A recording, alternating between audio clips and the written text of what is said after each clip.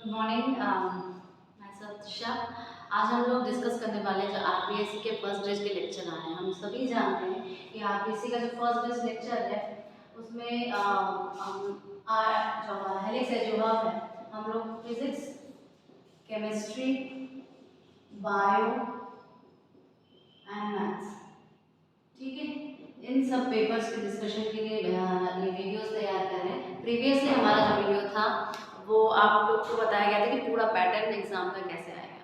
Now today I will explain कि ये जो फिजिक्स एक एक सब्जेक्ट करके पेपर करके हम लोग डिस्कस करेंगे जो हमारा सेकंड पेपर है, क्योंकि ये जो फर्स्ट ग्रेड सीनियर टीचर का है आरपीएससी का, ये 2 पेपर्स में होगा, paper 1 and paper 2, right. Paper 1 and paper 2। Paper 1 में जो होगा वो कॉमन होगा, जिसका हम लोग ऑलरेडी डिस्कस कर चुके हैं। सभी जितने भी ब्रांचेस हैं उन सब के लिए सेम होगा। पर पेपर 2 जो है वो स्पेशल पेपर होगा, जो कि एवरी ब्रांच के लिए कॉमन नहीं है, स्पेसिफिक है, ठीक है। ये क्या है? स्पेसिफिक है। तो आज हम लोग जो डिस्कस करेंगे वो फिजिक्स के बारे में डिस्कस करेंगे, और हम जानते हैं कि फिजिक्स के लिए 82 कोर्स दी है, ठीक है, 82 कोर्स। नाउ अब अगर बात करें तो इस फिजिक्स के जो 3 ब्रॉड सेक्शन में, इस पेपर 2 को 3 ब्रॉड सेक्शन में डिवाइड किया गया है, ठीक है। पेपर 2 को 3 ब्रॉड सेक्शन में डिवाइड किया गया है। एक ब्रॉड सेक्शन जो है सीनियर सेकेंडरी लेवल, जिसमें आपने क्लास 11 एंड क्लास 12 में क्या फिजिक्स पढ़ी है उसके बारे में दिया जाएगा।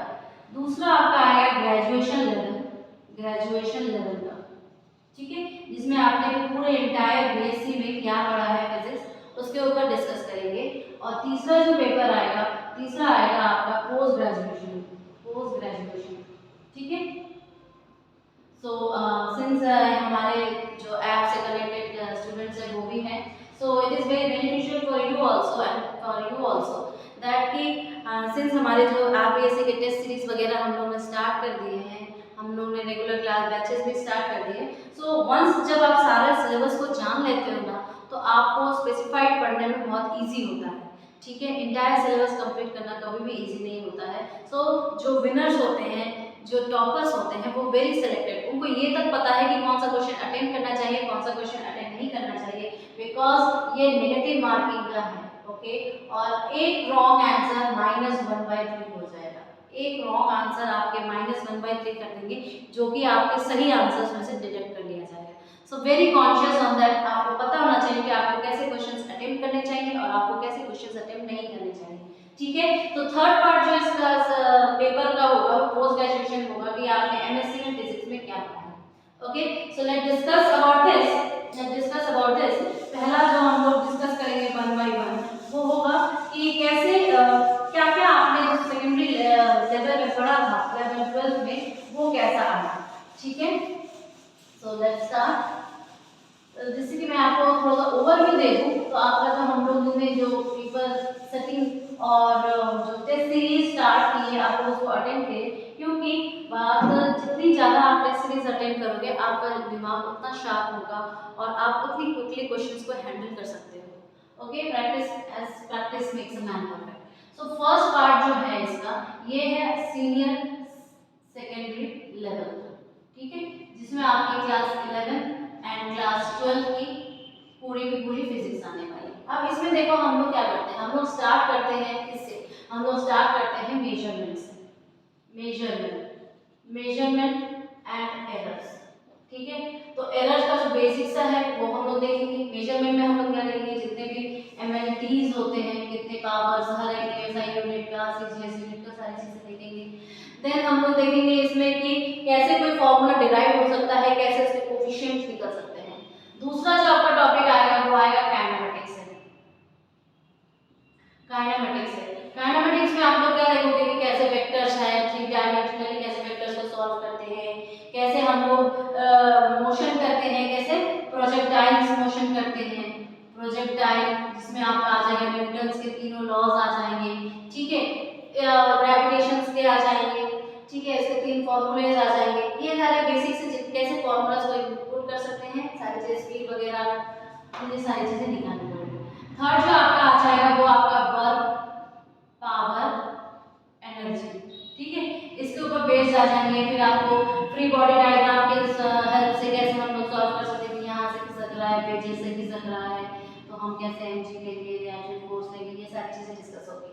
फोर्थ जो आपका आएगा वो क्या आ जाएगा, आपका फ्रिक्शन के ऊपर आ जाएगा, ठीक है, फ्रिक्शन के ऊपर आ जाएगा। फ्रिक्शन में भी ये सारी चीजें आप लोग इन्वॉल्व कर लोगे, फ्रिक्शन आ जाएगा, फ्रिक्शन आ जाएगा, साथ में आपका आ जाएगा रोटेशनल मोशन, रोटेशनल मोशन, ठीक है। सो कोई हमसे पूछ रहा है कि फाइन, देखो ये सारी चीजें आप लोग जो जितने भी रेफरेंस बुक्स लेते हो ना, तो रेफरेंस बुक्स के पीछे जो कुछ एडिशनल क्वेश्चंस होते हैं उसको सॉल्व करो, ठीक है। सो ये जब आप सॉल्व करोगे तो आपका एक मेकअप हो जाएगा। ये एक एक दिन की बात है क्योंकि आपने 11th-12th बहुत अच्छे से प्रैक्टिस किया, आप रोज ग्रेजुएशन कर चुके तो 11th-12th is nothing for you, right. Friction के बाद आपके आ जाएंगे थोड़े से पार्ट आ जाएगा आपका इस चीज का कि मटेरियल्स के ऊपर। मटेरियल्स में आपका आ जाएगा बल्क आ जाएगा, जिसमें आपकी इलास्टिसिटीज के फॉर्मूले आ जाएंगे, कैसे डिपेंड करता है, ठीक है। फिर आपका आ जाएगा फ्लूइड मैकेनिक्स आ जाएगा, फ्लूइड मैकेनिक्स आ जाएगा, ठीक है। फ्लूइडिसिटी के ऊपर आ जाएगा, विस्कोसिटी, सारी चीजें आ जाएंगी। नेक्स्ट आपको डिस्कस करना है कि कैसे हमारा ऑक्सीलेटरी मोशन हो रहा है, वेव मोशन हो रहा है, ये पार्ट एक अलग से आ जाएगा। इसी में आपका आ जाएगा सरफेस टेंशन, फ्लूइड मैकेनिक्स में आ जाएगा, ठीक है। एक पार्ट आपका इसमें मैं लिख देती हूँ ग्रेविटेशन, ठीक है, ग्रेविटेशन, ग्रेविटेशन पे बेस्ड फॉर्मूला। 6 आपका आ जाएगा ऑक्सीलेशन के ऊपर, ऑक्सीलेशंस एंड वेव मोशंस के ऊपर, राइट, वेव मोशंस। ये आपको पता चलेगा कि कैसे किसी भी जो ऑक्सीलेटरी बॉडी है किस टाइप की है, ठीक है, कितने नोड्स वगैरह निकल रहे हैं, उसका वेव फंक्शंस कैसे बना सकते हैं, उसको वेव की तरह कैसे डिराइव कर सकते हैं, स्ट्रिंग्स के कैसे होते हैं नोड्स वगैरह, ये सारी चीजें आपसे पूछ लिया जाएगा। फिर एक पार्ट आएगा आपका कि काइनेटिक थ्योरी के ऊपर, ठीक है। तो मैं इसको यहाँ पे कंक्लूड कर रही हूँ, यहाँ पे लिख देते हैं काइनेटिक थ्योरी ऑफ गैसेस, ठीक है। काइनेटिक थ्योरी ऑफ गैसेस में क्या आ जाएगा कि आपके डिफरेंट टाइप्स ऑफ जो गैस लॉज हैं, फिर आपका मैक्सवेल और बोल्ट्जमैन कैसे गैस लॉ काम करते हैं, इन चीज़ों के ऊपर डिफरेंट टाइप्स ऑफ जो वेलोसिटीज है, जो वेलोसिटीज वो हम डिस्कस करेंगे। फिर थोड़ा सा आप लोग साउंड के ऊपर भी कर लेना था, हाँ चलो साउंड तो इसी में आ जाएगा आपका, ठीक है। अब आ जाओ आप इलेक्ट्रोस्टैटिक, ये तो आपका 11th के पार्ट से थोड़ा सा हो गया है, ठीक है। अब आ जाओ 12th के पार्ट पे, तो 12th के पार्ट पे इलेक्ट्रोस्टैट आएगा, इलेक्ट्रोस्टैट आएगा, ठीक है। फिर आपका इसी में आ जाएगा मैग्नेटोस्टैट, मैग्नेटोस्टैट, फिर आपकी आ जाएगी इलेक्ट्रिसिटी, इलेक्ट्रिसिटी इसी में आ जाएगी, ठीक है। अब इलेक्ट्रोस्टैट में जो गॉस लॉ है उससे कैसे कैसे डिफरेंट टाइप्स ऑफ फॉर्मूलाज निकलते हैं, ये आप लोग देख लेना। मैग्नेटिज्म में कितने सारे फॉर्मूलेज हैं, उससे कैसे क्वेश्चन सॉल्व करते हैं, ठीक है, ये सारी चीजें आ जाएंगी, ठीक है। और इसमें फिर आप देखोगे कि इलेक्ट्रिसिटी आ जाएगा, इसी में ईएमआई आती है, ठीक है, इलेक्ट्रोमैग्नेटिक इंडक्शन, इलेक्ट्रोमैग्नेटिक इंडक्शन आ जाएगा, एसी आ जाएगा, ठीक है।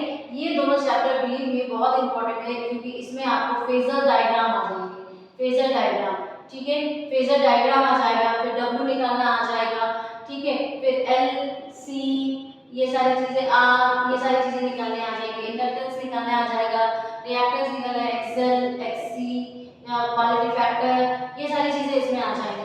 फिर इसमें क्या निकालने को बोलेगा कि फाइन निकालो, डिफरेंट कंडीशंस दे दी जाएंगी, फाइन निकालो, फाइन मींस इंड्यूस्ड ईएमएफ निकालो, ठीक है। और वर्क निकालने को कभी बोल दिया जाएगा, एनर्जी निकालने को कभी बोल दिया जाएगा। तो ये सारी चीजें आपको इसमें इसी और इसमें निकालनी। फिर मैग्नेटोस्टैट आ रहा है, मैग्नेटोस्टैट में ईएमएफ आएगा, फिर इलेक्ट्रोमैग्नेटिक वेव्स आएगी, ईएमडब्ल्यू आएगा, ठीक है, EMW, electromagnetic waves. Believe me आपका ये बहुत इंपॉर्टेंट चैप्टर होगा क्योंकि इसमें वेव फॉर्मेशन सबसे इंपॉर्टेंट फैक्टर इसका क्या होता है कि वेव को कैसे फॉर्म करना है, ठीक है, वेव इक्वेशंस कैसे बनानी है, ये जरूर आपको डिस्कस करने पड़ेंगे बिकॉज वेव को कैसे बनाना है, बहुत सारी कंडीशंस दे दी जाएंगी, कभी कभी उसमें से आपको इस वेव इक्वेशन को जो दे दिया गया उसमें से के निकालने को बोलेगा, एस ई बी, ये जो जितने फॉर्मूलेज हैं A cross B by W, omega निकालने को बोल दिया जाएगा, एंगुलर वेलोसिटी निकालने को बोल दिया जाएगा, एंगुलर फ्रीक्वेंसी निकालने को बोल दिया जाएगा। तो ये सारी चीजें आपको इस ईएमडब्ल्यू में मिलेगा। याद रखना इस ईएमएफ वाले में या एसी वाले में आपको कैपेसिटेंस भी निकालने को बोला जा सकता है, सी निकालने को बोला जा सकता है, चलो मैंने यहाँ पे लिख दिया था। सो ईएमडब्ल्यू में ये सारी चीजें आपको निकालनी पड़ेगी। नेक्स्ट आपका क्या आ जाएगा कि सेमीकंडक्टर्स आ जाएंगे, सेमीकंडक्टर्स ठीक है। और सेमीकंडक्टर में क्या पढ़ा है, जितने टाइप्स ऑफ सेमीकंडक्टर्स है, एक्सचेंजिंग पढ़ना है, फिर आपको डोपिंग करवानी है, डोपिंग के कौन कौन से एलिमेंट्स होते हैं, ये थोड़ा बेसिक लेवल का है।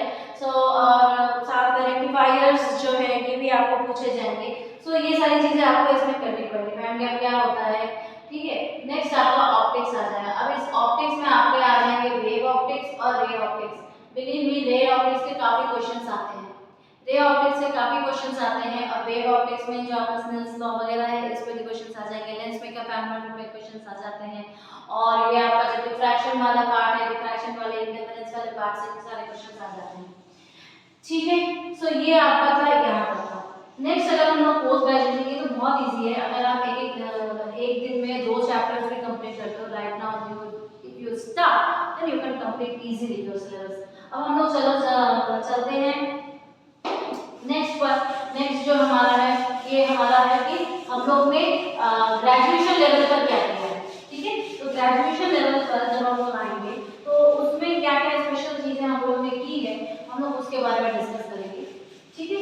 तो उसमें से भी काफी क्वेश्चंस आते हैं मैकेनिक्स के ऊपर। तो लेट्स स्टार्ट।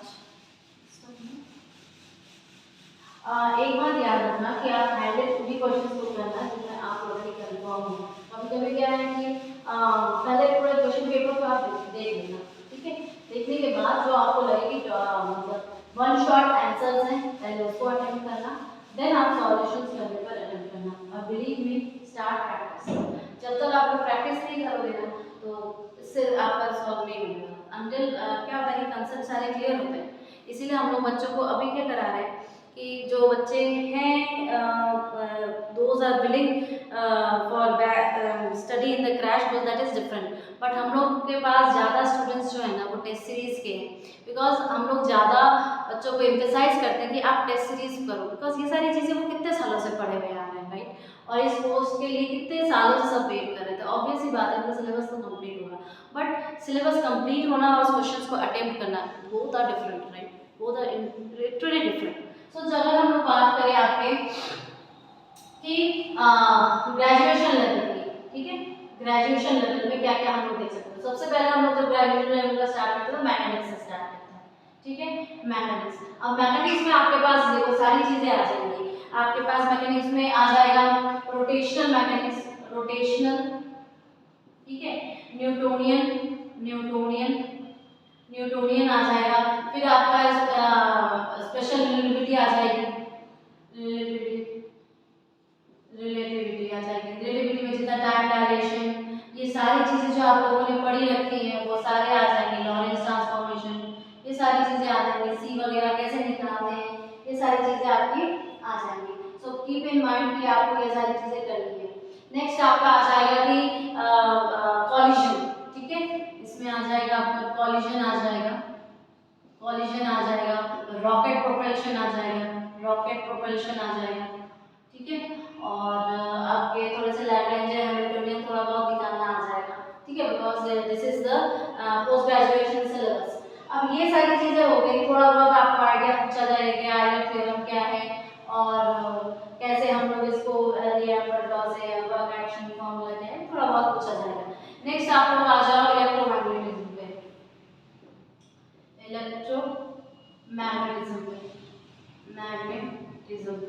तो जब इलेक्ट्रोमैग्नेटिज्म आ गए तो इलेक्ट्रोमैग्नेटिज्म में आपको क्या आएगा, वही एंटायर सारी चीजें आ जाएंगी आपके इलेक्ट्रोमैग्नेटिज्म में। याद रहे आपको इसमें थोड़ा सा बेसिक से उठेंगे हम लोग इसमें मल्टीपोल्स की बात करेंगे, मल्टीपोल्स की बात करेंगे हम लोग इसमें Gauss law, Gauss, Poisson, Poisson and Laplace, इन तीनों की बात करेंगे, ठीक है। पहले इन तीनों की बात करेंगे, फिर फील्ड से कैसे ये सारी चीजें निकालते हैं वो सारी चीजें बात करेंगे, मल्टीपोल्स की बात करेंगे, हम लोग पोटेंशियल्स की बात करेंगे, मल्टी पोटेंशियल्स की बात करेंगे, डिफरेंट डिफरेंट कंडीशंस दे देंगे और उसमें पोटेंशियल की बात करेंगे। मेनली इसमें हम लोग कोऑर्डिनेट सिस्टम से खेलेंगे, ठीक है, कोऑर्डिनेट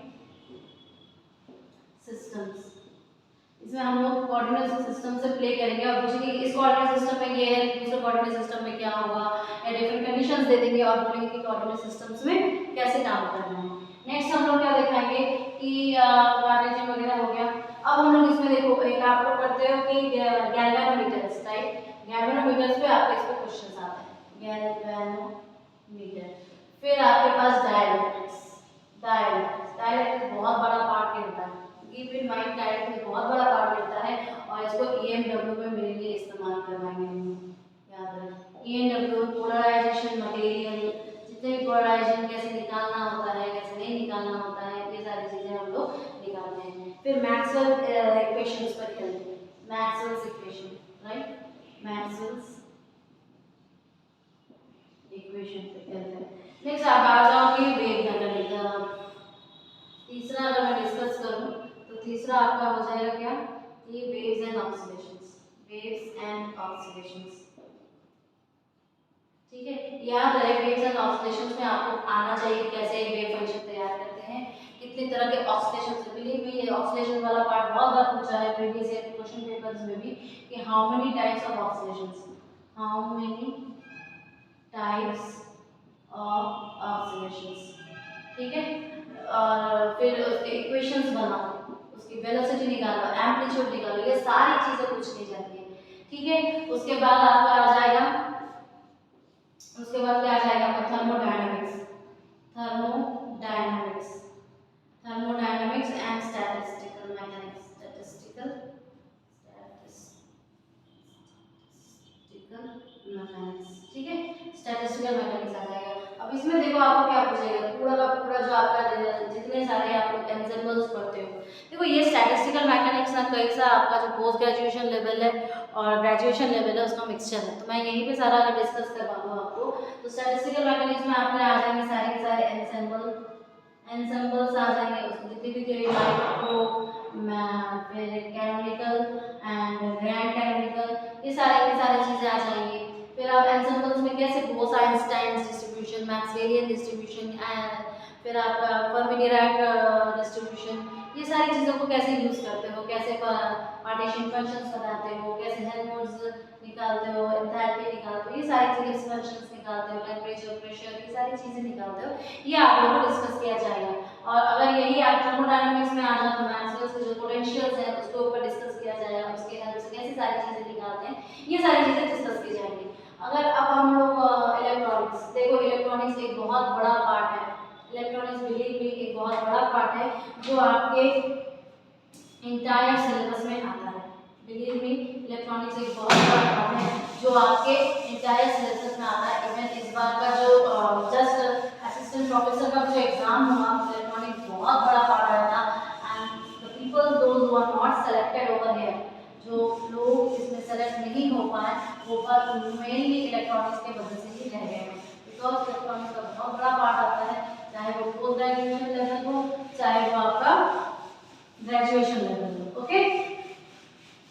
सो अगर हम लोग देखना चाहें तो कैसे होगा कि इलेक्ट्रॉनिक्स इसका जो पार्ट है सिलेबस में दिया है वो है इलेक्ट्रॉनिक्स एंड सर्किट्स, ठीक है, इलेक्ट्रॉनिक्स एंड सर्किट्स के ऊपर, जिसमें आपको जितनी तरह के इलेक्ट्रॉनिकल सर्किट्स है, रेक्टिफायर्स हुए, रेक्टिफायर्स, ऑक्सीलेटर्स, ठीक है। फिर आपके जितने भी अगर इसको हम लोग डिजिटल में भी कन्वर्ट करते हैं अगर, ठीक है, तो मॉड्यूलेशन जितने तरह के होते हैं। फिर आपके फ्रीक्वेंसी रिस्पॉन्सेस जो होते हैं, फीडबैक, फ्रीक्वेंसी रिस्पॉन्स, ये सारी चीज़ें आपको इसमें पूछी जाती हैं।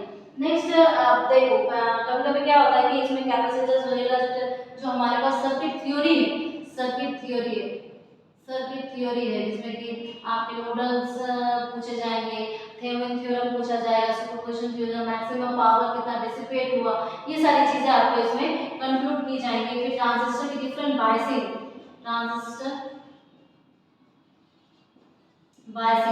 ठीक है, ट्रांजिस्टर बायसिंग के बारे में आपको इसमें पूछा जाएगा। फिर जेफेट है, जेफेट के बारे में पूरा पूछा जाएगा, जेफेट, फिर आपका आ जाएगा यूजेटी, फिर आपका आ जाएगा मॉसफेट। देखो मैं इसमें उसको भी इंक्लूड कर दे रही हूँ, पोस्ट ग्रेजुएशन को भी इंक्लूड कर दे रही हूँ, मॉसफेट हो गया।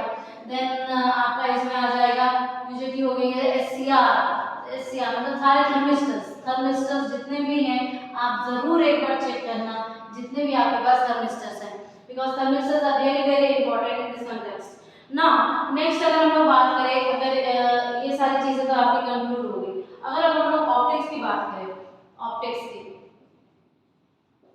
ऑप्टिक्स की अगर बात करें तो ऑप्टिक्स में आपका क्या आ जाएगा, आपका पूरा एंटायर जितना भी डिफ्रैक्शन है, जैसे चाहे वो फ्रेसनेल डिफ्रैक्शन हो, ऑप्टिक्स, अगर आप डिफ्रैक्शंस की बात, अब रे ऑप्टिक्स आ जाएगा, रे ऑप्टिक्स के जितने टाइप के फॉर्मूलेज हैं वो सारी चीजें आ जाएंगी जो आप ग्रेजुएशन लेवल में इनफ पढ़ लेते हो, लेकिन पोस्ट ग्रेजुएशन लेवल में फिर ऑप्टिक्स का मैं हम लोग मेनली उसको क्या करते हैं, इलेक्ट्रोमैग्नेटिक वेव्स में चेंज कर देते हैं, तो पोस्ट ग्रेजुएशन लेवल में नहीं है, जितना है आपका ग्रेजुएशन लेवल तक ही आता है, तो रे ऑप्टिक्स में आ जाएगा। और फिर आपका आ जाएगा वेव ऑप्टिक्स में, वेव ऑप्टिक्स में आप क्या करोगे, वेव ऑप्टिक्स में आप लोग न्यूटन्स रिंग के बारे में डिस्कस करोगे, ठीक है, जितने भी पेजेस किस्म के प्रॉब्लम्स है, जैसे diffraction pattern, impedance pattern, interference,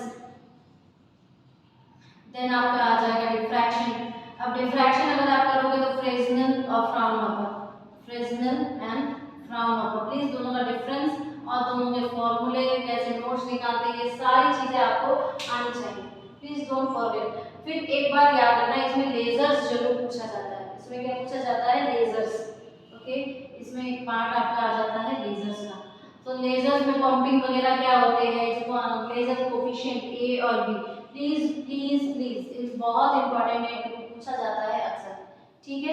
फिर अगर आप आ जाओ क्वांटम मैकेनिक्स पर, अगर हम लोग क्वांटम मैकेनिक्स की बात करें तो क्वांटम मैकेनिक्स का कितना वास्ट है, चाहे आप इसको पोस्ट ग्रेजुएशन ले जाओ चाहे आप ग्रेजुएशन ले जाओ, ग्रेजुएशन लेवल पे तो बेसिक से क्वांटम मैकेनिक्स लॉस पूछते हैं, ट्रांस के आते हैं, फिर जितने भी एक्सपेरिमेंट्स आते हैं, जैसे कि आपके आ जाएंगे कि photo electric effect, quantum effect, ठीक है, फिर आपके प्लैंक्स लॉ क्या है, प्लैंक्स डिस्ट्रीब्यूशन क्या है, ये सारी चीजें आ जाएंगी, वेव पैकेट क्या होता है, वेव पैकेट का फॉर्मूला क्या होता है, ये सारी चीजें आ जाएंगी, डिफरेंट काइंड ऑफ पोटेंशियल्स होते हैं, पोटेंशियल्स में आपके साइन क्या होगी, ये सारी चीजें पूछ ली जाती है, ठीक है, ग्रेजुएशन लेवल पर।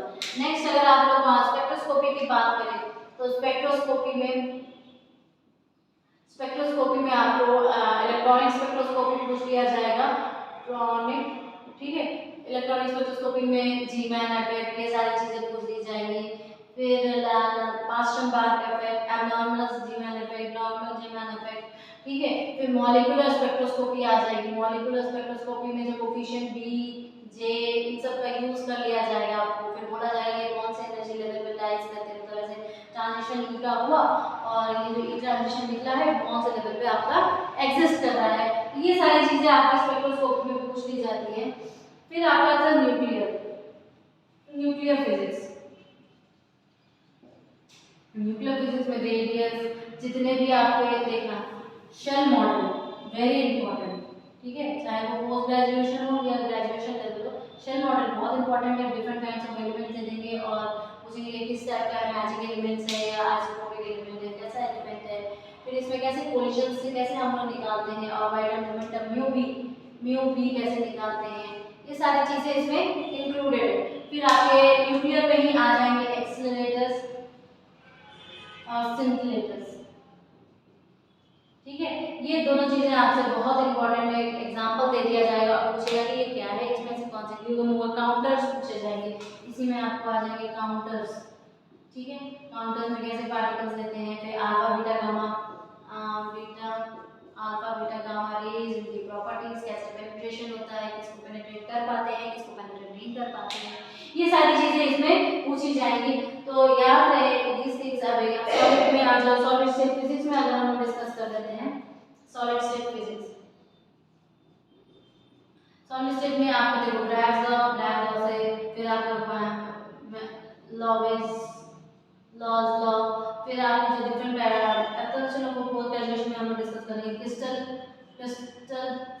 टाइप्स क्या है, उनकी क्या क्या प्रॉपर्टीज हैं, इसके ऊपर डिस्कस करेंगे, या बोलते कोई CSCl है या आपका डायमंड है, इन सब में कैसे स्ट्रक्चर्स, इंटरनल क्रिस्टलोग्राफिक स्ट्रक्चर्स होते हैं, ये सारी चीजें पूछ ली जाएंगी, या साइड जो ABC होता है वो पूछ लिया जाएगा, एंगल्स पूछ लेते हैं कभी कभी, पर एंगल्स उतना नहीं पूछते जितना ए को पूछा जाता है, फिर इसमें एक्स डिफ्रैक्शन पैटर्न्स कैसे हम लोग डिस्कस करते हैं, और दूसरी चीज जो है ना इसमें बहुत ज़्यादा इंपॉर्टेंट है कि आप लोग इलेक्ट्रिकल कंडक्टिविटी को कैसे यूज करते हो, मेजनर रूल क्या होता है, या आपके जो इलेक्ट्रिकल कोफिशिएंट्स हैं, ठीक है, ये सारी चीज़ें पूछ लेते हैं। फिर फैंस लॉ पूछ लिया जाएगा। फिर कभी कभी हॉल हॉल जो वोल्टेज होता है वो पूछ लेते हैं, या हॉल कोफिशिएंट पूछ लेते हैं। या कभी कभी क्या होता है कि आपसे 4-5 स्टेटमेंट दे देंगे और बोलेंगे कि हॉल जो एक्सपेरिमेंट है या जो हॉल इफेक्ट है उसमें से हम क्या क्या मेजर कर सकते हैं, क्या क्या मेजर नहीं कर सकते हैं, ये सारी चीज़ें पूछ ली जाती हैं। फिर अगर हम लोग पोस्ट ग्रेजुएशन की बात करें, okay, if I am talking about the post graduation level, तो पोस्ट ग्रेजुएशन लेवल में कुछ मैक्सिमम चीज़ें तो आपको ग्रेजुएशन में देख ही लेते हो। कुछ कुछ चीज़ें जो आपको पोस्ट ग्रेजुएशन लेवल में स्पेसिफिकली देखते हो वो है आपका क्वांटम मैकेनिक्स, राइट। और मतलब एक होता है ना बेसिक पैटर्न का क्वेश्चन आता ही आता है, तो वो सारी चीज़ें मैं आपको इसमें बता दूंगी, जिससे कि आपको ज़्यादा मेहनत करने की नहीं पड़ेगी। बिकॉज देखो हमारा एक टारगेटेड नंबर होता है, जैसे ही आप नंबर को क्रॉस कर देते हो ना उसके बाद आपको बहुत सोच समझ के क्वेश्चन अटेम्प्ट करने पड़ते हैं, राइट। क्योंकि उसके बाद गलतियाँ होने के चांसेस रहते हैं, क्योंकि तब आप क्या होते हो मार्क्स एनहांस करने की कोशिश करते हो, और एक साइकोलॉजिकल इफेक्ट हो जाता है ह्यूमन नेचर में कि आप जैसे ही करते हो आपको थोड़ा बहुत ही लगता है तो थोड़ा बहुत, लेकिन वो थोड़ा बहुत कभी नेगेटिव मार्किंग आता है तो -1/3 हो जाता है, राइट। सो हम लोग अभी अगर पोस्ट ग्रेजुएशन की बात करें, पोस्ट ग्रेजुएशन में आपने क्या फिजिक्स पढ़ा, तो उसमें सबसे पहले हम लोग मैथमेटिकल फिजिक्स देखेंगे, मैथमेटिकल फिजिक्स, ठीक है। उसमें आप क्या देख लेंगे, एक बार फोरियर ट्रांसफॉर्मेशन देख लेना, फोरियर सीरीज ट्रांसफॉर्मेशन जरूर से देख लेना, ठीक है। इसका फोरियर ट्रांसफॉर्मेशन क्या होगा, उसका फोरियर फंक्शंस दे देंगे, लैप्लास देंगे, इसी में आपका लैप्लास ट्रांसफॉर्मेशन आ जाएगा, लैप्लास ट्रांसफॉर्मेशन आ जाएगा, ठीक है। जैसे कि किसी साइन एक्स फंक्शन दे दिया या कॉस एक्स फंक्शन दे दिया या साइन एक्स दे दिया, हाइपरबोलिक फंक्शन दे दिया, इन सब का ट्रांसफॉर्मेशंस कैसे होंगे, लैप्लास बेसिक सा फॉर्मूला है, ये आपको पता होगा। नेक्स्ट अगर आप लोग देखें तो इसमें क्या आ जाएगा आपका, फिर आपका मैकेनिक्स आ जाता है, बस इतना ही देखो, क्योंकि ज़्यादा इसमें देखने जाओगे तो बहुत ज़्यादा कंफ्यूजन आ जाती है, ठीक है। फिर जब आप देखोगे क्या, आप मैकेनिक्स को देखोगे, ठीक है। मैकेनिक्स में जब आएंगे तो आपका एडवांस मैकेनिक्स की बात होती है, यहाँ पे एडवांस मैकेनिक्स की यहाँ पे बात होती है, जिसमें आप देखना कि कर्व की स्टेबिलिटी,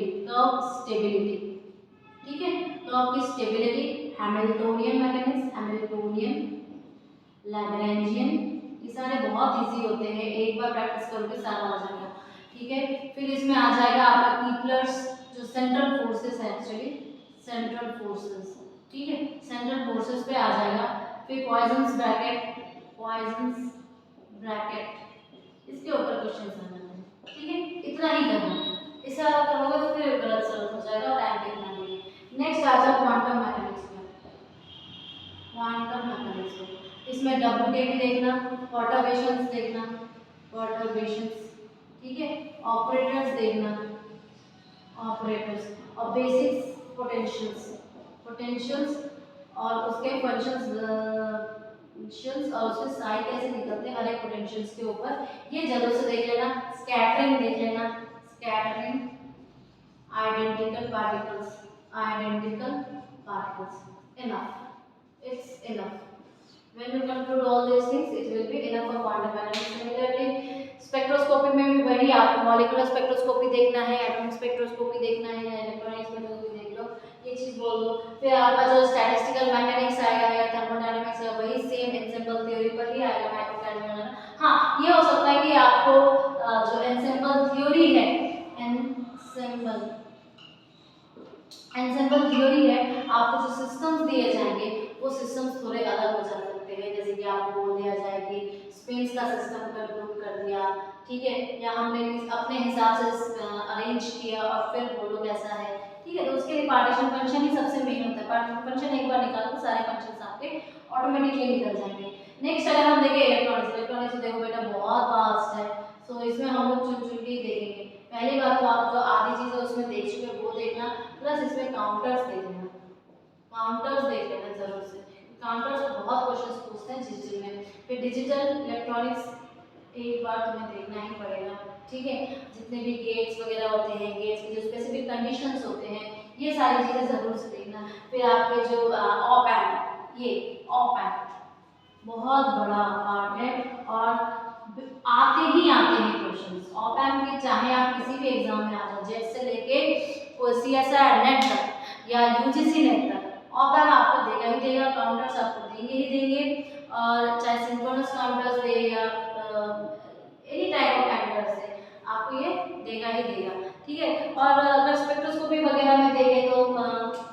ग्रेजुएशन लेवल में अगर आप स्पेक्ट्रोस्कोपी वगैरह देखते हो तो उसमें NMR एक बार देख लेना, ESR एक बार देख लेना, ये सारी चीजें थोड़ी बेसिक सी है वो देख लेना। फिर न्यूक्लियर पार्टिकल्स जरूर देखना, ये एक बार का है, ठीक है। न्यूक्लियर पार्टिकल्स जो हैं वो आपको मुश्किल से 4 पढ़ने आपको पढ़ने पड़ेंगे, रियली बिलीव मी, मुश्किल से 4 पढ़ने क्वेश्चन, डेफिनेटली 1-2 क्वेश्चन इसमें से फंसता ही फंसता है।